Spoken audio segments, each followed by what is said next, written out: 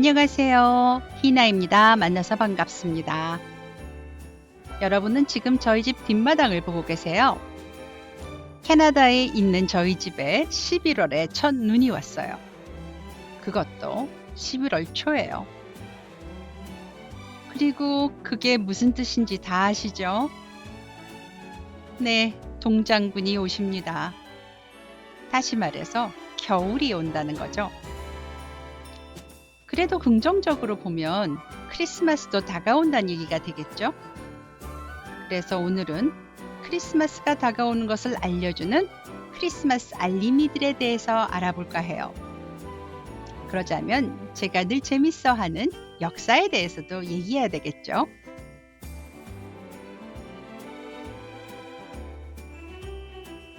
자, 그럼 집 밖으로 나가서 뭐가 있는지 알아볼까요?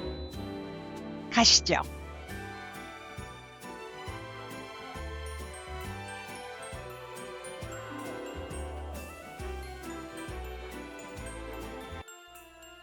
(1번) 대림절 달력 Advent Calendars.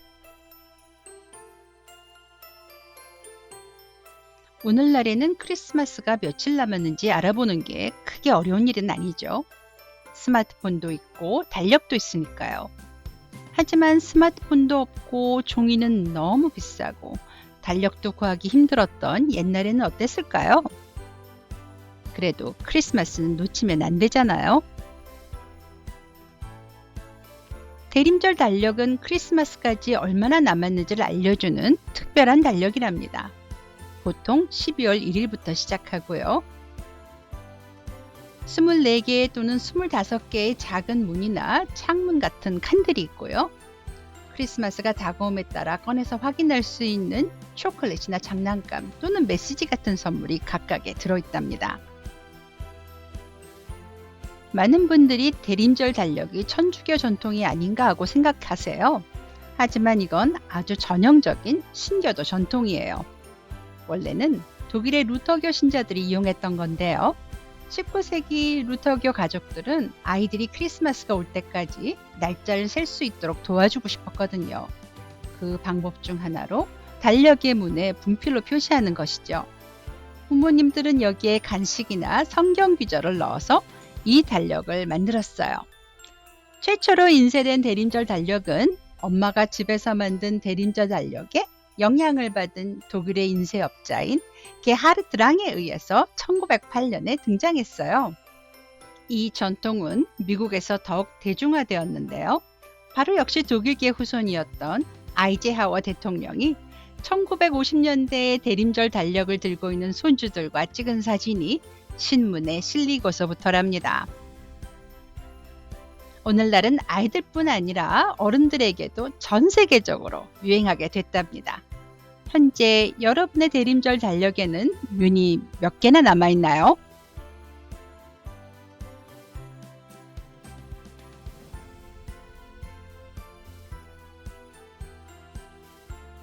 (2번) Hot chocolate.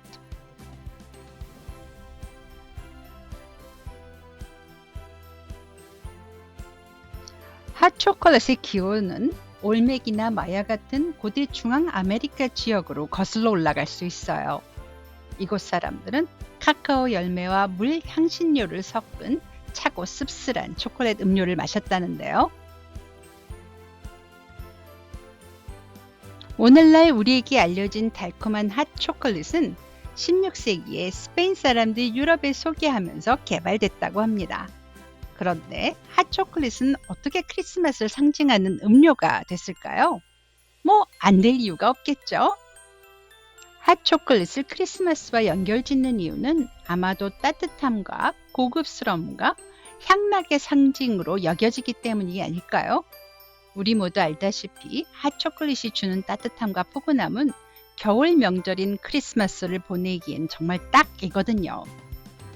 그럼 언제부터 핫초콜릿은 크리스마스 축제의 일부가 됐을까요?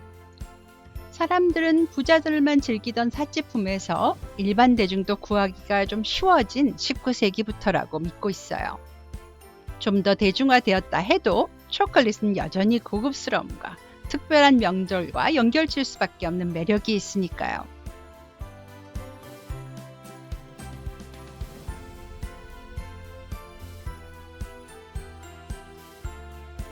그럼 크리스마스 때 핫초콜릿을 가장 제대로 즐기는 방법은 뭐가 있을까요? 위핑크림이나 마시멜로우를 위에 얹어보세요. 게다가 계피 같은 향신료도 뿌리고 아몬드 플레이크를 뿌리면 좋겠죠? 중앙 아메리카식으로 즐기고 싶으면 설탕은 넣지 말고 카이엔이나 칠리 가루를 뿌려서 씁쓸하게 즐기는 건 어떠세요? 맛있게 드세요. 3. 크리스마스 푸딩, 플럼 푸딩. 크리스마스 푸딩 또는 플럼 푸딩은 영국 전통의 찐 케이크랍니다. 풍미가 진하고 촉촉하고 술도 들어가죠? 네, 정말이에요. 술도 들어갑니다. 이건 잠시 후에 말씀드릴게요. 다른 이름으로 플럼 푸딩이라고도 하는데 여기에 우리말로 매실이 들어가나 하고 생각하실 수도 있겠어요. 네, 그럴 수도 있습니다. 하지만 빅토리아 시대에는 말린 과일들을 모두 플럼이라 불렀거든요. 그러니까 플럼 푸딩 외에는 그 외에 다른 과일도 들어갈 수가 있는 거예요. 크리스마스 푸딩은 전통적으로 대림절 시작 전 일요일에 만든답니다. 대림절 시작 전 일요일이라면 크리스마스에서부터 5번째 주 일요일이니까 만약에 크리스마스 푸딩을 만드시려면 좀 일찍 서두르시는 게 좋답니다. 찰스 디킨스의 유명한 소설 크리스마스 캐롤에 보면 주인공인 스크루지가 이런 말을 하죠. 어느 누구든 메리 크리스마스라고 떠벌리는 바보들은 자기가 먹을 푸딩이랑 같이 쪄내서 가슴에 호랑가시 가지를 꽂아야 돼. 정말 인정머리 없죠? 어떤 분들은 소위 빅토리아 시대라고 불렸던 디킨스의 시대에 크리스마스 푸딩이 어떻게 만들어졌는지 궁금하실지도 모르겠네요. 바로 이렇게 만들었답니다. 푸딩 믹스를 마른 과일과 소기름, 빵가루, 향신료, 럼 또는 브랜디 등과 섞어서 기름을 바른 움푹한 그릇에 담는다.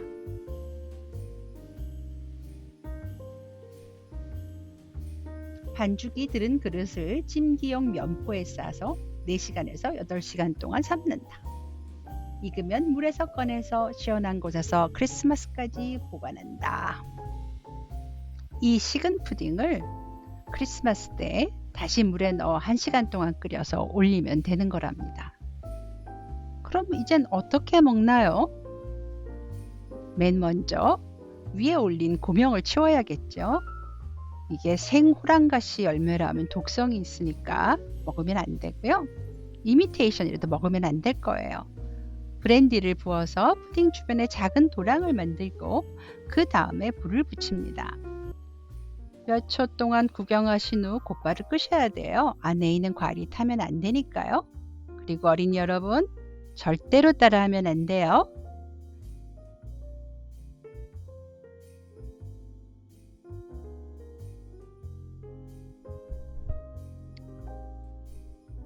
자, 이젠 드시면 돼요.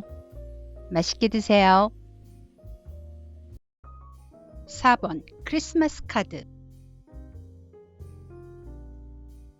크리스마스 카드는 영국 빅토리아 시대에 시작된 것으로 이미 유명하죠.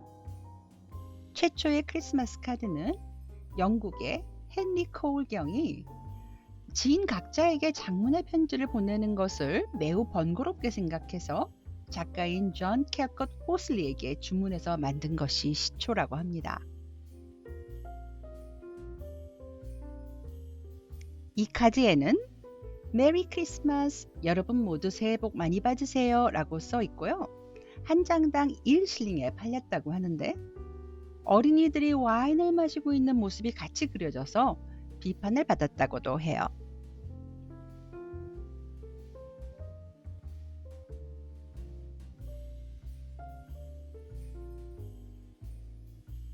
이쯤 되면 크리스마스 카드가 만들어지기 전엔 대체 어떻게 성탄 인사를 했을까 궁금하시죠?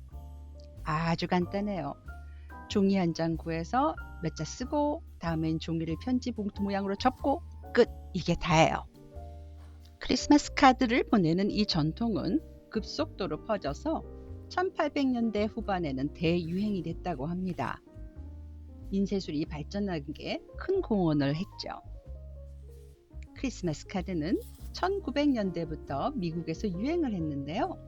루이 프랑이라는 사람이 미국에서 첫 번째 카드를 상업용으로 제작했다고 알려져 있어요. 5번 에그노그. 에그노그는 우유와 크림, 설탕, 달걀 등의 너트맥이나 술 등을 섞은 크리미하고 차가운 커스터드 베이스의 음료랍니다.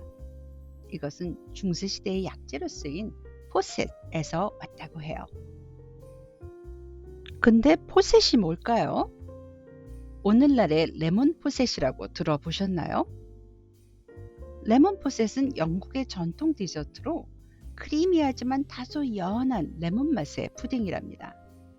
하지만 우리가 지금 얘기하고 있는 포셋은 중세시대까지 거슬러 올라가야 돼요. 포셋은 따뜻한 우유나 크림을 에일이나 와인 등이랑 섞어서 살짝 굳힌 건데요. 에그노그란 말 또한 계란을 뜻하는 에그와 맥주를 뜻하는 노그의 합성어를 합니다. 그런데 이게 어떻게 오늘날의 에그노그로 발전했을까요?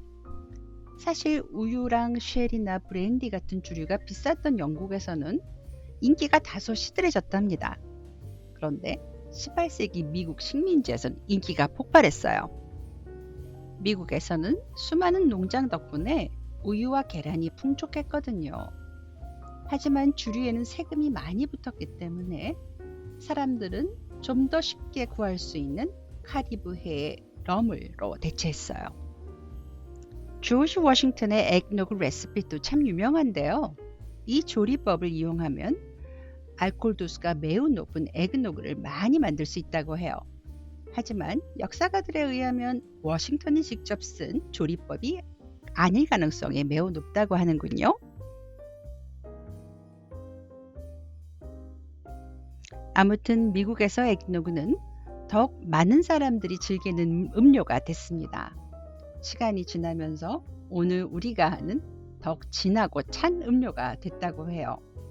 그 안에 들어간 몸을 따뜻하게 해주는 향신료와 높은 칼로리 때문에 겨울 최고 명절 음료가 됐고요. 에그노그는 북미에 살고 계시다면 어느 지역 슈퍼에서도 구하실 수가 있습니다. 맛있게 드세요.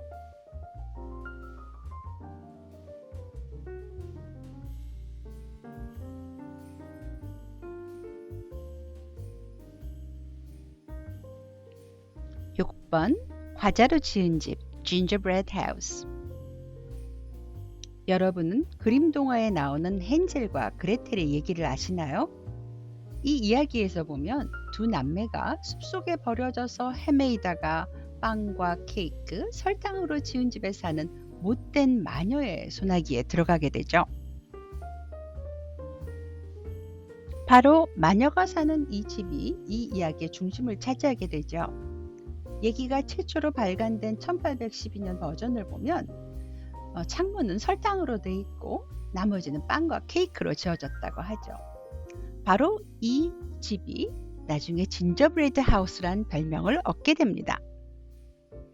그럼 진저브레드가 뭔지 알아야겠네요. 진저브레드는 독일어로 페퍼쿠켄이라고 하는데요. 예전 독일에서 생강과 너트맥, 계피 등의 꿀이나 사탕, 당미를 섞어서 만든 일종의 케이크였다고 해요.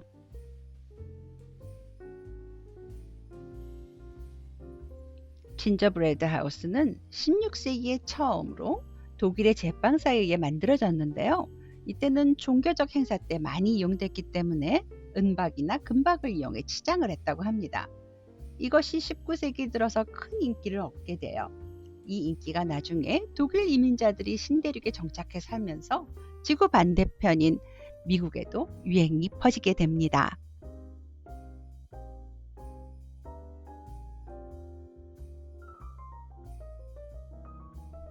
지금까지 저한테 크리스마스 축제가 다가왔음을 알려주는 크리스마스 알림이 6가지에 대해서 얘기해 봤어요. 6개 모두 크리스마스 한 달 전부터 근처에 있는 상점에서 쉽게 구할 수 있는 것들이죠. 크리스마스는 저한테는 단순히 축제로서 의미가 있는 것이 아니랍니다.